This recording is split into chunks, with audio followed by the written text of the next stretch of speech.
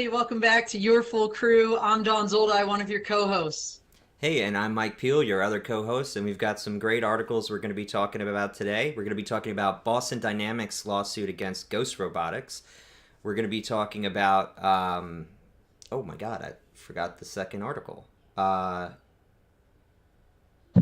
You don't have to go in order, Mike. We know we're talking also About about autonomous abattoirs in Japan, Yep. convenience stores. Yes, that's the second article. My apologies. We're going to be talking about autonomous vehicles making it onto the threat list, and please stay tuned to the end because we're going to be playing around with Chat GPT-3 live. So it's a revolutionary type of AI writing assistant and coding assistant. So we're going to check that out at the end, and we've got some amazing guests to talk about these topics. Honestly, this is action-packed today. We're going to start with our first guest, Karen DiMeo. Karen, tell us a little bit about yourself. Hi, Mike and Don and Kimberly. It's great to be here today. I really appreciate you having me on as a guest. I'm the CEO and founder of AERODiMEO, which is a consulting company. I advise clients on issues related to uncrewed and advanced emerging technologies in the aviation industry. I work mostly with companies and clients in the drone space. It includes operators and manufacturers, related technology and robotics. And I've been in aviation for 30 years, part of it as working with the federal government as FAA, part of the regulatory branch of aviation, and then also in commercial industry. Early years was focused on research and early strategy integration of drones into the airspace for the military and commercial. But today, I help my clients kind of bridge the gap between their fast-paced technology advancements and the much slower-paced regulatory and policy needs of the industry. So I'm so excited to be here today. Thank you. And she forgot to say that she's the 2021 Women to Watch Women in Drones Leadership Award recipient. That was Saberwing, I think, Yes. Aircraft sponsored that award. So. Mm-hmm. Yes, thank you, Dawn. My reign's almost over. We're about to handing the crown soon. Yeah, I'm very excited about that. So yeah, thank you. Yeah, and I'm proud to have known Karen for over half a decade now. So, Ramon Roche is in the chat. Say hi to Ramon. And actually, we've got a mutual friend as our second guest today, Kimberly McGuire. So, Kimberly, tell us a little bit about yourself. Yes, thanks. Yeah, first of all, thank you for inviting me. And yeah, I'm Kimberly. I'm a robotics engineer at Bitcraze. It's a small company in Sweden which makes the small quadcopter called the Crazy Fly. Right here. So cool. So yeah, I'm actually from the Netherlands myself. I followed my studies there all the way up to my PhD at the Technical University of Delft. And I got my PhD on the topic of swarm exploration with pocket-sized drones, like the Crazy Fly. Yeah, so that's in my free time. I love food and traveling. I do quite some video gaming as well. In terms of traveling, I love Japan. Anything about Japan. That's also where I met Mike at Roscon. So, and then one thing led another, and now I'm here. So I'm very glad to be here. Yeah, and we'll be talking about Japan later. So lots of coincidences today. I'm truly excited. But the first article is actually from you, Kim, about Boston Dynamics suing Ghost Robotics. Yeah, so what's going on here? Yeah, it's actually an interesting article. It's, I think, already a couple of weeks old, so it's not the newest news out there. But I think because it's still generated quite a lot of discussions within the community, so that's why I would like to put it forward. So I actually noticed it's in the weekly robotics newsletter Slack, and that's kind of why I started talking about it. And Boston Dynamics it's already like quite long out there, so they're really known for the robot Spot, Big Dog, Atlas. You probably already know the viral videos that they sometimes bring out. So and Ghost Robotics is a smaller company, a little bit newer, and they make robots like the Spot, like on the picture right there. So they kind of look similar. So Boston Dynamics is suing Ghost Robotics for the design, and in the article they actually list a couple of patents over there, which I'm not a patent lawyer myself. I'm in no position to evaluate it, but I have heard some stories that they might be just a little bit too generic for the design. But still, I'm not the expert here. Interesting thing actually is there's already some quadruple robot companies out there, but they decided to sue Ghost Robotics, and Ghost Robotics has gone viral a while ago by putting a gun on a one of their robots and posting a video about it. So there was a lot of talk about that, and people are against that. And Boston Dynamics have been co-signing a letter together with Open Robotics, Unit3, which is another one, like a similar robot design they also design, and I think Anabotics and a couple of other ones, to be against the weaponization of robotics in general. Don't put weapons on robots, they don't want that. So they're kind of like, maybe that's not really the reason why the patent design was maybe not necessarily the reason why they sued Ghost Robotics, but perhaps it's because of their viral video where they put a gun on a Ghost Robotic platform. So, yeah, that's kind of the background. Selective lawsuit is what you're saying, or is it at least saying is a possibility? Dawn, you wanted to say something? No, I want Kimberly to finish her thought, and then I wanted to jump in real quick. Of course, yeah. I think that's pretty much all I can say. So, of course, the article itself is about the lawsuits, but it's more of I'm just kind of trying to connect the dots a little bit together. So perhaps not completely about the patents, but actually about the fact that Boston Dynamics is against weaponization. Well, I'm sure that no pun intended, in a way, added fuel to the fire. But so let's talk. So we talked about that a couple of full crews ago. That open letter and the fact Ghost Robotics sells almost exclusively to the military. So putting a weapon on that can make sense. I mean, look, we've been weaponizing drones forever. They're robots. But what I found interesting, there's a long history here. So this wasn't just a lawsuit out of nowhere. There were multiple, basically notifications, if you will, that Boston Dynamics gave to Ghost Robotics.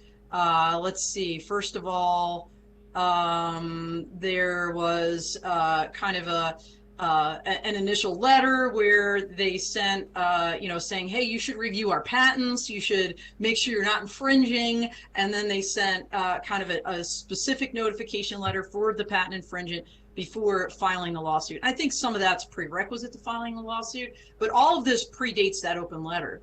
I think that open letter, that like I said, I think that's connecting the dots. I think that's even more reason for Boston Dynamics maybe to have some animosity with Ghost Robotics. But lots of, to your point, Kimberly, lots of interesting things for the IP we're talking about here. So it was robotically negotiating stairs was one of the patents. Right, I saw that one. That felt like kind of like thin, like just put it out there, see if they'll rubber stamp it.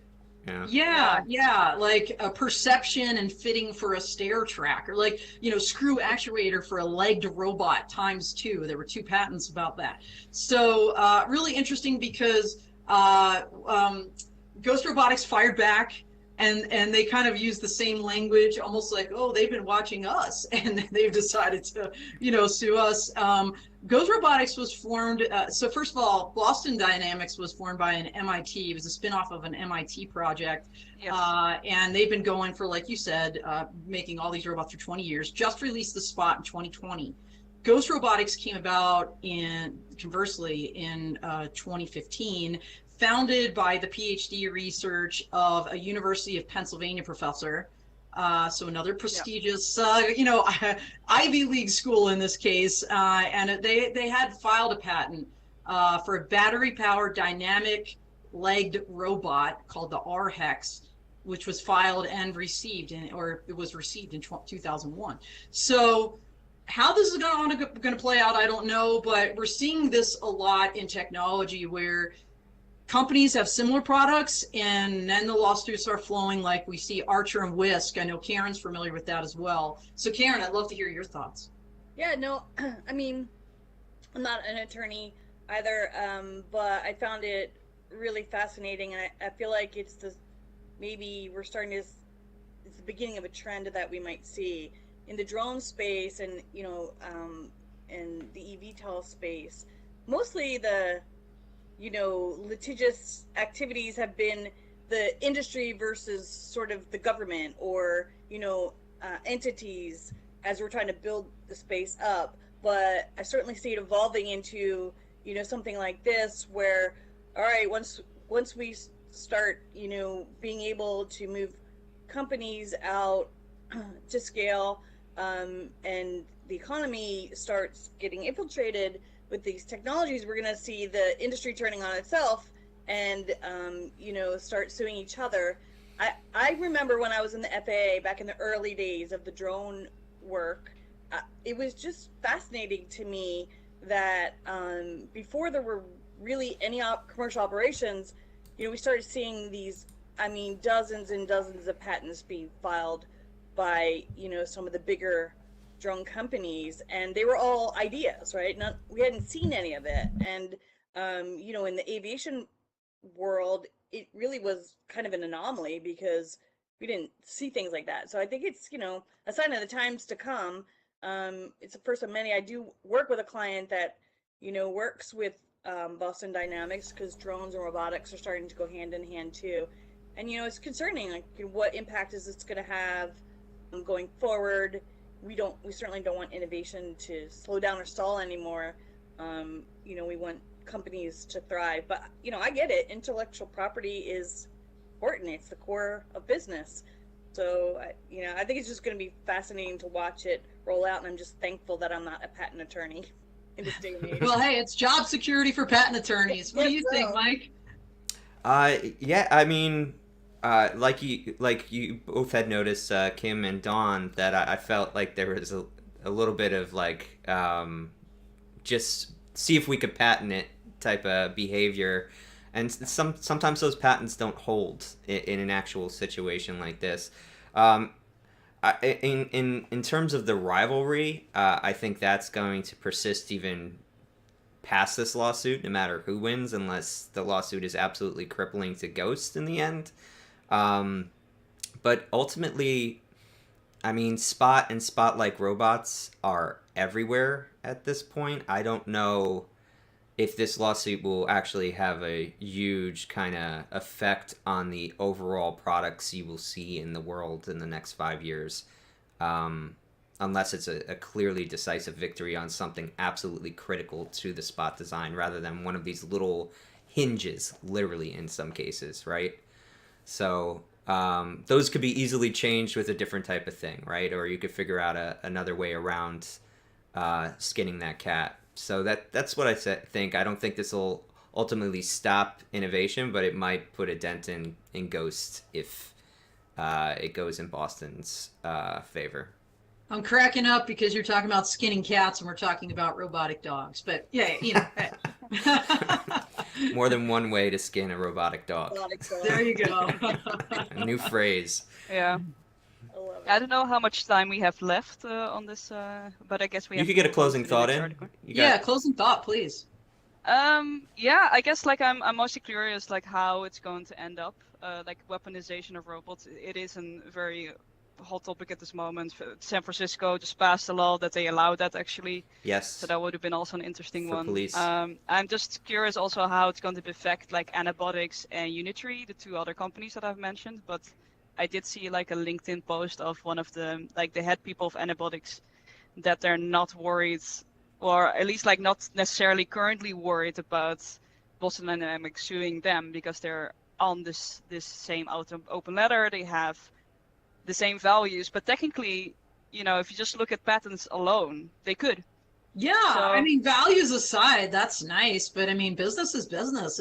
Even if I'm buddies with somebody, if they're stealing my IP, I'm gonna have an issue. And Yeah. doesn't that hurt their argument against Ghost if they're unwilling to sue other parties that are infringing? Or is that a separate Yeah, issue? I would think so. Either Yeah. you enforce it universally or you don't. You can't have selective enforcement. Yeah, that's one of the things Yeah, about and lawsuits. perhaps You they sue should have. everybody. Oh, What? No, you go, Kim. yeah, sorry. Yeah, I think like perhaps the patent lawsuit is maybe not the best way to kind of point towards Ghost Robotics. Hey, don't put a gun on your robot. Like we don't like that. Perhaps there's another way than to sue them. Let's say. Yeah. But yeah. But anyway, yeah. That's all I have to say about it. So. Yeah. Well, thank you for the Interesting article. It was awesome, and I knew when you picked it, Dawn was gonna jump in as the first talker. She's really good with the lawsuit stuff, and that's this has been a I've topic noticed. that's been evolving in our discussion here on the crew. So I want to thank Karen for bringing me back to Japan for a minute with this Lawson's article. So just a brief kind of interlude. For people who don't know, Lawson's is like a 7-Eleven, but it's a little bit more hipster or in Japan. Actually, our first convenience store experience, me and Ramon, was at Lawson's down the street, and it was extremely convenient. That's what I'll say. So what's going on here, Karen? How are they improving?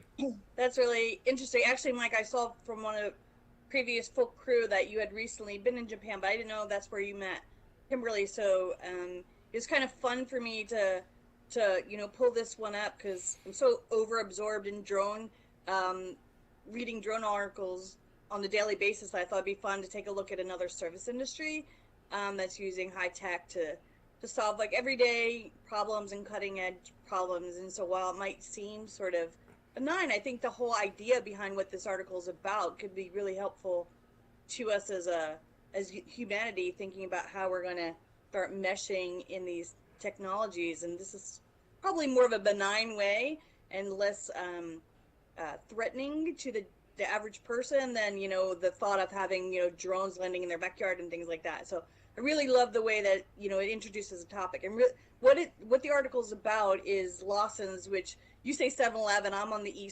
northeast coast. We would call it a Wawa. So I don't know. That's right. Best hoagies. Mm-hmm. I know, right? I read this and I was like, oh wow, I'd love to have an avatar in my Wawa. Essentially, the company, I think it was the last week of November, opened up their first convenience store with avatar assisted shopping experience. And so what I really loved about it is, either at your checkout or somewhere, along the aisles, in your shopping experience, there's a way to interact with, computer generated avatar. I'm assuming it's on a screen. Like, I don't know if you saw it when you were there or Kimberly, but I'm assuming right now it's, sort of on a screen, kind of like how we're interacting right now. But they have an avatar, it's either male or female, but behind it is a real person. So they can answer your questions and assist you through the process. And I think that's great. I love the concept. The whole idea behind this and some other elements that they're doing is to promote carbon neutrality in their businesses, for people that maybe have mobility issues, or this way they have greater access to employees. They can work from home and just be helping people, in the store. I think that's fantastic. It also brought me down the line, well, this certainly is a great avenue for people with disabilities that might not be able to physically work in the store, but they certainly can help in and be an employee in a manner in this way. I just think it's a great idea. I would love to be able to experience it.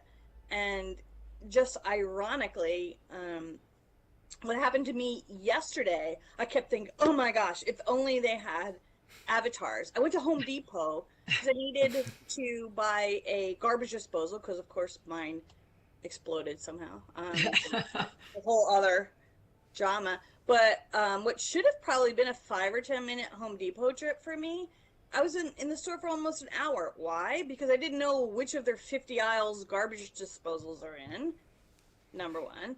Number two, when I got to it, I don't know anything about garbage disposals,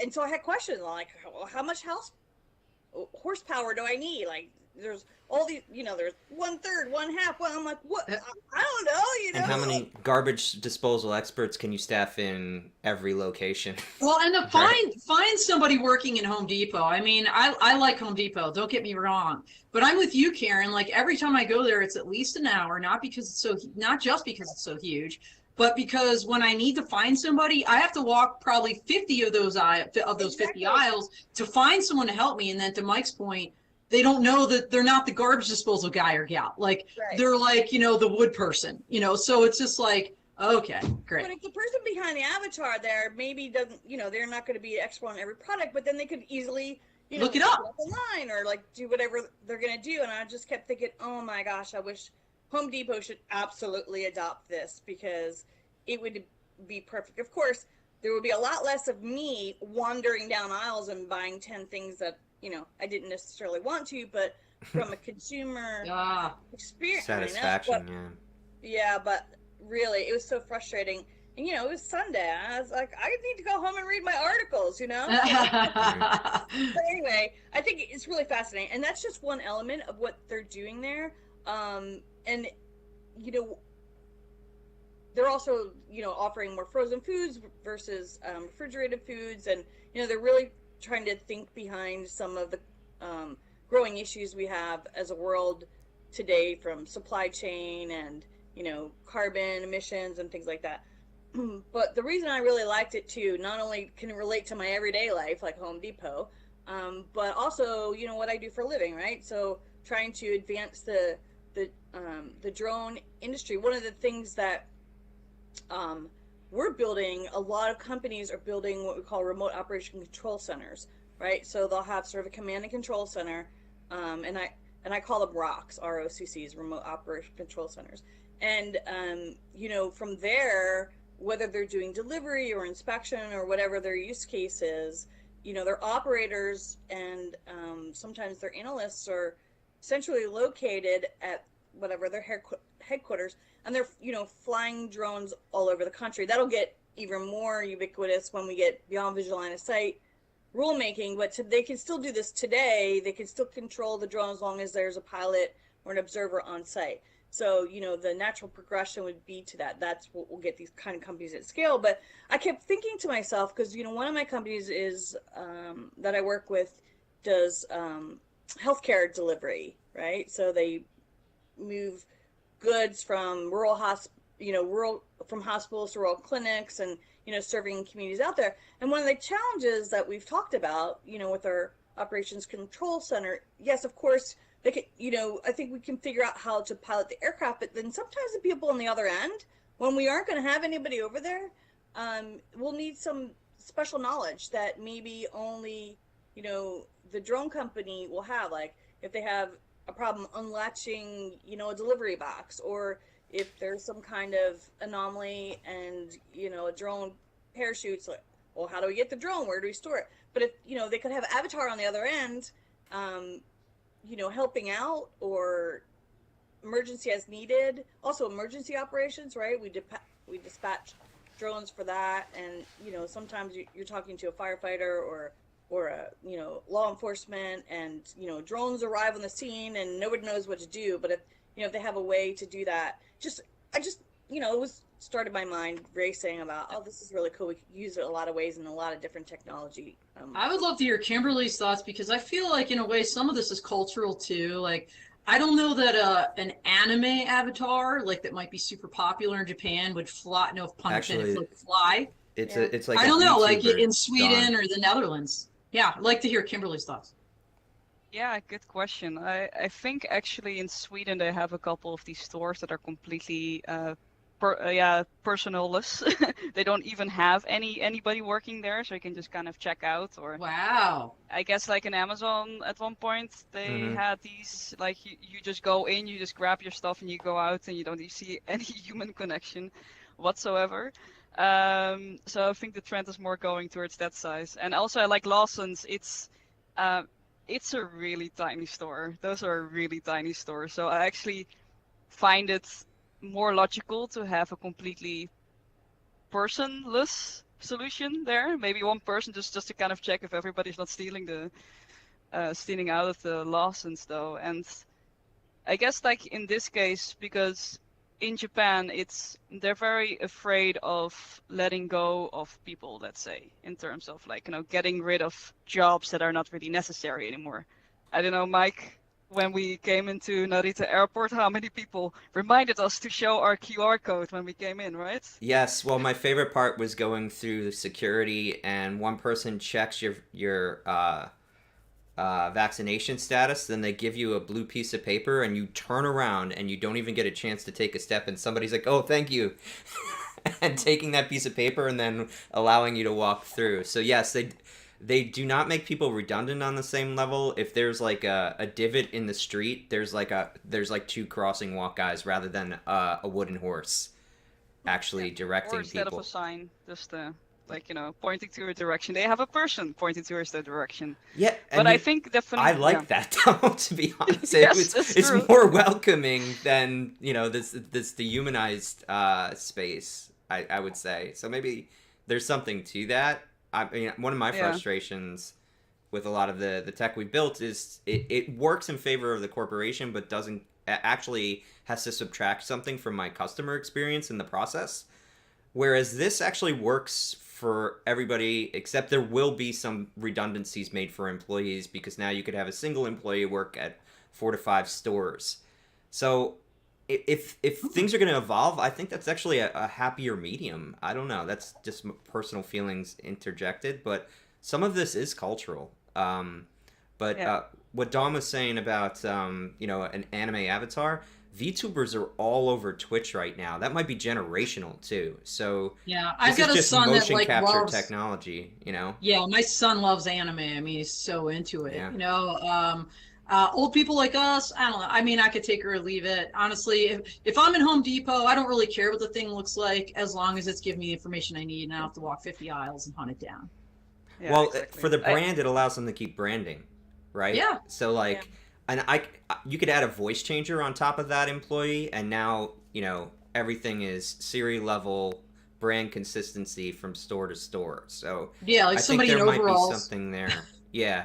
Yeah, although you kind of miss that personal feeling, like, right? So like I read and thought like something somewhere that like sometimes the small interactions you have with individual people with different personalities or different looks can actually kind of brighten your day if you go to the store and you see the person, hey, I know you, let's have a conversation. And I think also one of my experience in Japan was a while ago when I was there again, and then I want to go to Tsukiji Market, which is the big tuna market in Tokyo.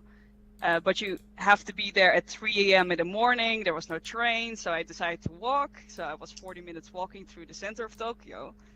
And then actually, even though Tokyo is the most safest cities in the world, it's still nice that every once in a while you can just drop into one of the lots and actually see a human being.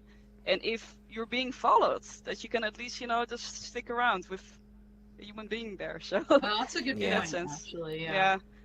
And And that is actually something that happens quite often in Japan. But I would say that in it, like this technology could be very useful. But I'm not sure about Lawson, but definitely in different stores or business situations though. Yeah, I kind of feel like it's a happy medium too, right? So some of the fully autonomous stores where you can't ask like complicated questions. There's almost like you have your own personal shopper with you. It seems like, not the human form, but the animated form of it. I think it's it leaves the human in the loop.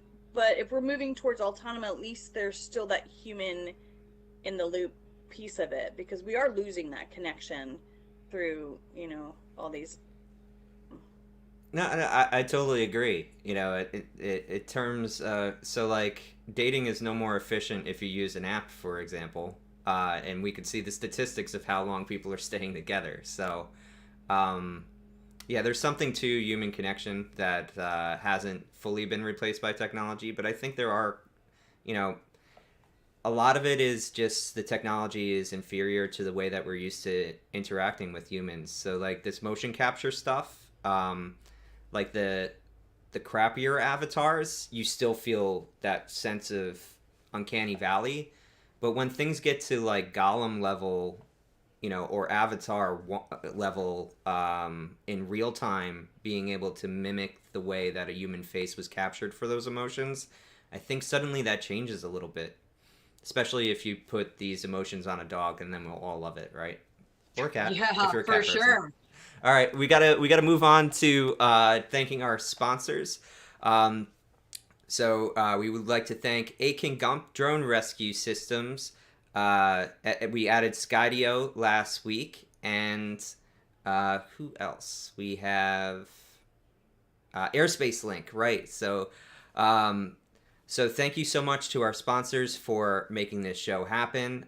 We appreciate the work you've done, and we've had most of you on our Full Tilt podcast, so take a look at the great leaders from these amazing companies. Last week we had Brendan Groves from Skydio, and I've met him before, and Brendan's an awesome person. It was really, really cool to hear his backstory, because I think you'll learn a lot about, what it means to be a professional, what it means to make a case for yourself and what you believe in.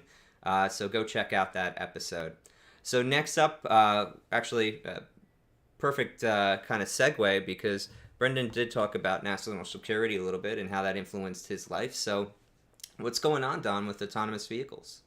Yeah, I know there's going to be haters out there, so I'm just going to, it's okay, because we've seen this in the drone space, and now what we're doing is seeing it in, no shock, the autonomous vehicle space, where you've got congressman, in this case a Republican from Texas, Representative August Pfluger, who's kind of throwing down the gauntlet and saying, hey, he sent a letter to the U.S. National Highway Traffic Safety Administration, NHTSA, that governs these vehicles on the road, basically raising a lot of questions like, what are you doing to vet risk of Chinese vehicles collecting critical data on our infrastructure, on U.S. citizens, and sending it back to the CCP? And so basically threw that out there. Again, calling it like the Chinese technology, the Trojan horse. We've seen a lot of movement in this space recently. And by the way, this is a Republican, but generally speaking, these issues on China are bipartisan in this country, which for anybody following U.S. politics, that is pretty significant for the vitriol on both sides of the aisle, and then to lock arms on any particular issue. You should be taking note. And we've seen it in the drone space with some of the prohibitions on Chinese drones. We've seen it on 5G. FCC just put out last week a notice of public rulemaking that deals with Huawei in particular, and some of this Chinese infrastructure. And now we're seeing, kind of shots being fired over the bow from Congress to the regulator. Like, what are you doing about these autonomous vehicles? Why do you care? What's it collecting? Okay. People out there will say, oh, what's the big deal? Google and other satellites are collecting all kinds of information every single day. Anybody can access it. Well, it's different. And anybody in this space, and Karen, with her clients in particular, I'm sure Kimberly, being an engineer, can appreciate that the more perspectives you get, the more data you can collect, the better, right? When you're trying to figure something out. So a satellite image from Google, amazing. Okay, now let's put a sensor on a car. And let's take Tesla as an example. What is Tesla grabbing about your life when you're driving one of those cars? It's grabbing where it was charged, the current location of the vehicle, where it usually parks, when it was driving, the speed of the trips, navigation requests, history of software updates, history of weather around the vehicle. It can access your phone if you connect your Bluetooth, who you're calling. So, I mean, the list goes on and on and on when you're talking about network systems.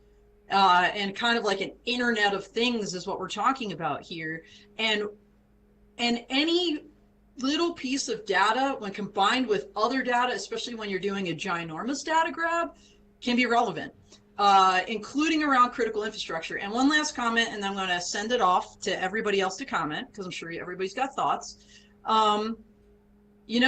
Let's put it this way. If it's not a concern, then why did China ban the use of Teslas recently around their critical infrastructure? And they had a big kind of powwow of CCP leaders. No Teslas were able to drive within a certain area. So that tells you something right there. If it's not a concern, then why is China doing it, right? What's good for the goose, possibly good for the gander. So I'll stop talking now, and I'd love to hear. Let's just go in alphabetical order. We'll go Karen first. Oh, so much to unpack here. You know, right now, like 2/3 of the world, something close to 2/3 of the world is connected to the internet. And then, you know, as we move towards 5G and we have all these low orbiting satellite constellations coming online, you know, the other third of the world is going to be connected too. And then we're going to have this massive sort of, you know, surge in the economy and in innovation. And I think what we're seeing now is just, again, the beginning of that. But along with all that cool stuff that's going to happen that we can't even imagine right now, there's going to be nefarious actors and concerns that go along with it hand in hand. As we've seen in all the technologies we've talked about today, you know, the innovation is always outpacing the policy. So the fact that congressmen are calling on, you know, the National Highway and Transportation, I forget what it's called. Traffic, yeah. Yeah. Traffic So, safety. Traffic Safety Administration, that's never been their job to worry about, you know, security and privacy, and they're not equipped to do it, and it's not their current mission. It's the same kind of thing that we hear from the FAA and the drone world. You know, their mission is safety. You want, you know, to use counter UAS and all these things, but, you know, privacy is not in our lane, you know, as a federal agency, and security is not in our lane. And so, you know, for a while they were just like, you know, pointing fingers like this, and those agencies need to come together. The agencies aren't equipped to handle it. I'm sure they said, oh, we don't know. We've never had to deal with this before. So, you know, as we have all these connected electronics that have the potential, in this case, like the connotation is that they have the potential to be spies, not only, you know, in our simulated life, like on TikTok, the article brings up, they're collecting all that data, you know, so are all the other apps, but also now in our physical world, on American soil, and then in our own homes, right? So, you know, it's not a problem until it becomes a problem. And, you know, when we figure out why do they want that information, what are they doing or going to do with it, that's the really, you know, scary part of that. And it just makes me go back to the role of the regulators and the role of federal government in all of this, because, I mean, this is a huge national security concern. If they're not allowing it in their country, then, you know, why should we be allowing it here? And so that came out in the drone space, Dawn, right? So, you know, the NDAA, the National Defense Authorization Act, yeah. Yeah. There was a lot of discussion about, you know, banning, you know, certain drones and Chinese drones, and now there's a little backtracking on that. We're not really sure where it's going, but I'm actually glad that, you know, it's coming out and that there's discussion about it, because, you know, it's a huge challenge. And we need to fix things in the government to be able to handle this. And, you know, they might need new skill sets. But also, you know, we have responsibilities as the commercial side, as the innovators, and things like that, to make sure that we're super responsible as this world continues to evolve. And a lot of it's moral, a lot of it's cultural that we've already discussed. But sometimes it, you know, just boils down to, you know, laws and regulations. So it's going to get really interesting. I don't really have an answer. It was one of those things that made me want to start like searching on my phone for puppies and kittens, because, you know, it takes you to a place that's not necessarily that pleasant when you start to think about all the bad things that can happen with, you know, the exciting advancements that we have as humanity. Kimberly, are you seeing these kind of concerns in Europe? I know, like, a lot of Chinese companies, as I think in the aviation space, like EHang is very much kind of penetrating the European market for advanced air mobility, things like this. Or, you know, are you hearing similar concerns on your side of the pond? Yeah, well, actually, yeah, in Europe, I think there's very strict regulation about data sending and privacy of sending data from people to outside of to any country in the European Union. I think even Facebook got a pretty bad lawsuit on Google for actually sending personal information to the US servers. So yeah, we're definitely very much aware of it. But in terms of like they mentioned in the article also Huawei. who wanted to set up like a 5G network in the US. In a lot of European countries also blocked Huawei to do that for probably the same reason. I have an automatic vacuum cleaner, the Roborock, which is actually from Xiaomi, and I'm been wondering, should I connect that to my Wi-Fi? Do they have my access to my apartment now? But yeah, it's very convenient. In that sense, it's a very handy product. You have that with TikTok now currently. It's a very new news that they're now allowing to send information to China as well. So it's difficult to say, because like in the sense of like maybe the current atmosphere and the other measurements that both the European Union and the US has taken, it makes sense that they would not allow these kinds of things. But it also kind of makes me a little bit sad, because especially like in robotics development, you would like to have collaboration over countries, like what they have with the like the space agencies. Although that's like let's see how long that will last. Yeah, that's with the Russia-Ukraine situation, that's kind of unraveling, at least over there. Yeah, I'm even surprised that they even considered going like to collaborate there, but they still are. And also going to Roscon at Kyoto, just like people from all over the world, just like talking so openly together about robotics, sharing their passion, and this will kind of prevent that kind of from happening. So that it's perhaps necessary from a regulation point of view or safety point of view, but it's just to kind of advance robotic technology of not collaborating together, that is a kind of it's a bad thing. And also if you're not sharing information of like Tesla's, how people in China drive a car, for instance, or if that they don't have data of how American drive their car, then they have probably a product that's only tailored towards like one group in the world. So it's also makes it less generic and perhaps less safe if at one point they're allowed to put their cars back on the roads again. Then I already see a difference between people driving their car in the Netherlands and Sweden. It's a huge difference. Yes. So those are kind of my immediate thoughts about it. Like it's I get it, but it makes me sad.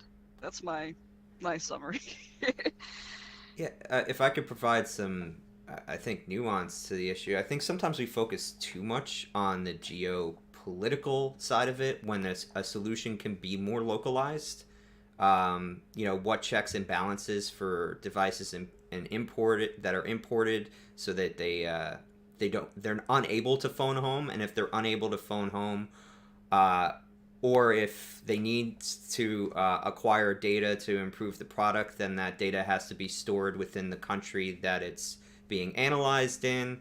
I feel like there are solutions to this, and that we're not addressing those solutions. I just want to bring up two comments for Carolina Airshot. So he said, he or she said, the only drone in backyard is mine, and the government is the biggest threat to national security. So that's one opinion, but I can take somewhere in the middle, actually, a little bit, where if we were to focus more on securing the individual data, which is something actually Europe has done in a lot of these cases, then some of these problems kind of go away. Because if the data is not open to any state actor, then it's not open for manipulation by a state. So I think some of the feet dragging with the United States is the real reason that China banned these products. Is even if we do have a great system of law in the United States that would require, requests to be made to a private company to actually secure the data of a private person, it's still a possibility, even though that's much easier in China, for sure. There wouldn't be as many steps and authorizations in the process. You could understand why China booted us, and actually prior booted Google and Facebook, right? So it might actually be that certain types of data, like social media apps or these cars, I don't know. I wouldn't be the one that would want to make the determination. Just actually are not securable. I think with Huawei, that case was clear. I don't think I need to be an expert to know that if they control the entire communication network that they could backdoor too easily. So that made immediate sense that you wouldn't want them in the United States. So that's kind of just stuff that I've been thinking about on this issue, and the reason I think about it so hard is like what Kim said. I don't want to give up on the vision of the future that 2010: A Space Odyssey laid out, where the Russians and the United States finally realized that scientific progress is what's important for bringing humanity forward, and that our minor differences are stuff that we should be able to put aside to end all conflict. Sorry if that's too optimistic, but I think we should strive towards it. I love it. I love that, Mike, and I would love a perfect world as well. I just think the reality is, it has a quote from FBI Director Christopher Wray in this particular article, that China has stolen more data from the United States than all other nations combined through, quote, increasingly sophisticated large-scale cyber espionage operations against a range of industries, organizations, and dissidents in the U.S. And one of the examples they gave is this summer, a former Apple engineer pleaded guilty to stealing trade secrets, or back to IP, where we started this show, on the company's autonomous vehicle program and sending them back to China. So if you're just watching the national security kind of law docket at all, the court docket, pretty routinely, they're, in a way, it's good, they're finding them and prosecuting them, but you're seeing these criminal cases for espionage, sadly, almost too routinely. Yeah. I think we're gonna... Go ahead. No, finish off, Karen, and then we got to move on to the fun stuff. Yeah, I was just gonna say one thought. I think, we're gonna see this topic come up more and more as we get closer to another presidential election in the United States. Because a lot of this concern comes around, the shaping of our political space, and how Facebook and some of the other apps were used or allegedly used to radicalize people and things like that. So, I think it's really interesting. I think it needs to be studied, but I'm with you. We can't give up on the science and collaborating on the future together, because there will always be nefarious actors and there's always going to be espionage. We're just going to have to figure out new ways to come together. We're all going to be connected, so we're going to have to figure out. Right, and corporate to corporate theft is different than nation state to corporate theft, so I think that's also part of the consideration, right? So finally, we're going to be talking about kind of a groundbreaking AI chat tool. Sometimes I've used it quite a bit. I actually debate how groundbreaking it is, but it definitely, it's in terms of utility, I feel like it's groundbreaking. So OpenAI's new chatbot, GPT, could be a game changer for business. The article is one thing, but I actually kind of just want to show off the tool. So I've brought a live demo here. Hold on, I've got to click. There you go. Essentially what this tool allows you to do is ask it any question in natural language, and it will provide an answer. It also has the ability to kind of mix and match information to create, let's say, new text. And it's also really good at helping people code, because you can ask it a general question about things, or set up a basic system in words and then ask it to give you the code in C# for Unity, or Python to run a script, or if you need it to work on a website, you could say, give me the JavaScript for this, and it'll produce it. So let's do something fun first, and let's say name 5 Revolutionary War generals.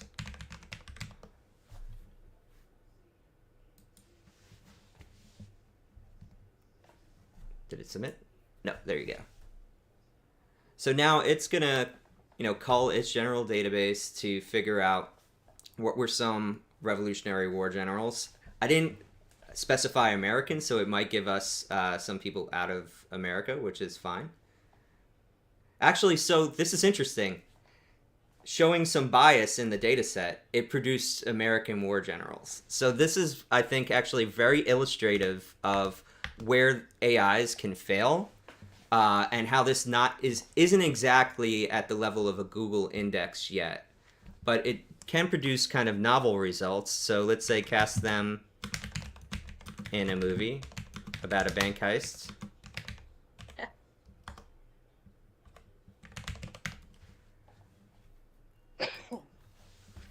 and it'll do that, which is something that is completely novel that Google wouldn't be able to do. So this does actually now become a creative assistant. So cool.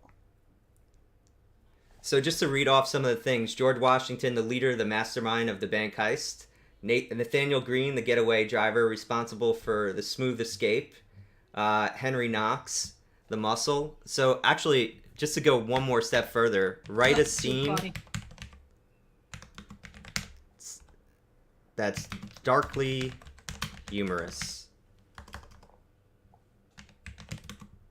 with these characters. And Mike, it's building on your initial query this whole time because it's one thread. Is that what it's doing? That's why it knows what to build a darkly humorous scene from? Yes, exactly. So actually, when I'm sending it the second time, you could even see the code up here. It's going to show the entire prompt from top to bottom. Actually, I don't want to move this. There we go. So it's reevaluating the entire context of the conversation as a single prompt, which I thought was interesting and almost more reductive than I would have imagined. I'm not but sure it's you're going to be able very to read this whole scene to us here, Mike. And But anyway, I mean, look, it produced it. So it did. This is so cool. Yeah, so just looking at it, it looks like one of the characters drops their hat as they're trying to run away. So that's very imaginative, or what we would say is imaginative. But what it's really doing is just saying, all right, here are all these scripts for bank heists. They share these common elements in common. We're just replacing some of the characters. So if you guys want to ask it a question, let's give it a shot. Hey, before we have them ask a question, I'd love Kimberly to maybe explain it a little more. I understand, Kimberly, you use this. This is right now, I guess maybe let's call it, is it beta or something? They're going to have the OpenAI access early next year. But Yeah, you or use some this kind of some kind of research edition or something that people can try it. Like, yeah, Gotcha. beta. Yeah, exactly. Yeah, so I am actually familiar with this. I also saw it some like on social media and LinkedIn, and it's like, okay, interesting. And then I actually started with, I don't know if you're familiar with something called the Advent of Code. That's actually it's a website that's kind of like releases in small programming problem that you can solve on each day. So I took it upon myself to learn a new programming language called Rust. And actually, usually when I program, I Stack Overflow program. Like, I don't really learn from scratch. I just want to get something working. So I'll just like try to figure out every step on the way based on my previous experiences. And yeah, usually that is just a real pain to really go through. It's like, you have to go through all these Stack Overflow forums. You have all these kind of dodgy websites that give these guides that then suddenly you go on there and they have all kinds of pop-ups. So I actually started using for like the easy questions, at least, or like the easy for each part that I want to solve in this programming thing. Like, okay, how do I make, for instance, a set in Rust? How do you do that? And then you get this very nice explanation of how you could do that with, like, background information, and it's like, whoa, my Stack Overflow Googling days for programming days are over. I do have to say that a colleague of mine said that, like, if you go very far, there might be even things like talking back to bias that it gets wrong. So it tries to kind of, I guess, interpolate with the knowledge it knows, and sometimes it gives functions that seems very logical, but actually doesn't exist in the language. So that is simply the things that you have to be careful with. But it's I feel I'm not the best programming myself. I've used it a lot in my life, but I just get things to work, and I think this might be also a very nice tool to kind of enhance, my programming skills, in the sense that I can still navigate between different languages and not that much, how do you call it, held back by it anymore. So, Yeah. Mike, you got a lot of stuff going on there on the screen. I'm curious what is happening right now. Yeah, so I asked it to show me the code to get started with a drone. It produced some code. It's generic code. It probably wouldn't work, actually. But I've done this earlier. I have previous ones with actual Bitcraze. Let's go down here. Yep.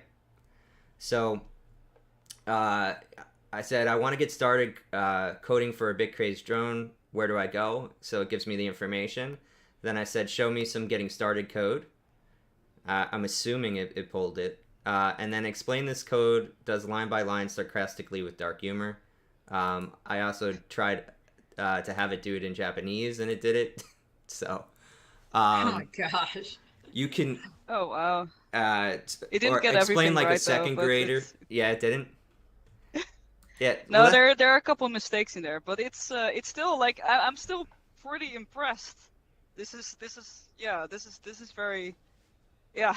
I want to get Karen's thoughts, but Mike, could you just explain the significance of this and how this is different than like the chat bots or the avatar stuff we talked about, or like why, you know, they're saying, hey, this could replace Google and its algorithm. Like, explain why. Like, what is the significance of this? Why is this a big deal? Well, I'll start actually with Kim's example because I lived through it too, which was so like if I wanted to connect different APIs for email marketing like we do, right? So like I want to take the information that comes into our Airtable and turn it into an email, an HTML email with another service so that I no longer have to compose the email on Monday morning in a rush. That's doable. It's not hard. I've done this dozens of times in my life, but the nuances of each API can be frustrating, and you're like, wait, why would you call it that? That doesn't make sense. Where I just asked this thing, like, you know, how to connect the Twitch TMI API to influence a game asset. It produced the code that took me a month and a half to learn, and it was functional. So even if it gets you 95% of there and like something's off, you could still troubleshoot it and get to brass tacks really, really fast with this. Where the other thing is, when I ask for the answer to a question on Google, Google has so much bias baked in based on how it wants to serve the ads, how it wants to circumvent other services like IMDb, Yelp, try to provide you different answers. Basically you could just get to an answer much faster because there's not as much crap on top of this also. So honestly, just being able to get to the answer that I was actually looking for much faster is awesome. If they could add attribution, which I know they don't want to, I think they don't want to for legal reasons, but it would actually make researching much easier too. So that's why I think it's significant. So Karen, what are your thoughts? So many. I think it's so cool. The first thing I was going to ask it to write is BVLOS regulations for the drone industry, so we don't have to wait 3 years on the FAA in the U.S. So, wonder what that could come up with, and put some humor in it. I love the creativity part, Mike. Actually, I think I have a question instead of a comment, Mike. Like, because I have not used this at all, and it was really fascinating to me when I got your article. Now you're sharing it with us. Could it help in the healthcare industry? For, I mean, every time I have symptoms, I'm always, you know, trying to Google it, be my own MD on Google, and, you know, to get myself that, you know, I have 6 brain tumors because I bumped my toe or something. But can you know, can this be used in sort of any area? What's its specialty? Because code is one thing, right? Like, I get that that's really cool, but could it be used in other realms? Well, right now it's more generalized than it would need to be for the purpose you were talking about.